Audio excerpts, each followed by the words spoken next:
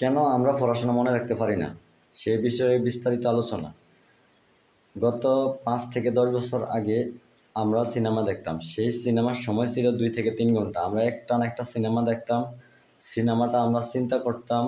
সেই সিনেমার মাধ্যমে আমরা নিজেকে উপস্থাপনা করার জন্য যে চিন্তাধারা করতাম, পাশাপাশি আমরা সিনেমাটা দেখতাম, বিভিন্ন জিনিস চিন্তা করতাম। অনেক সময় আমাদের প্রস্রাব আসতো, কিন্তু আমরা প্রস্রাব করতেও যেতাম না, কারণ আমাদের সিনেমাটায় ফুল ফোকাস ছিল।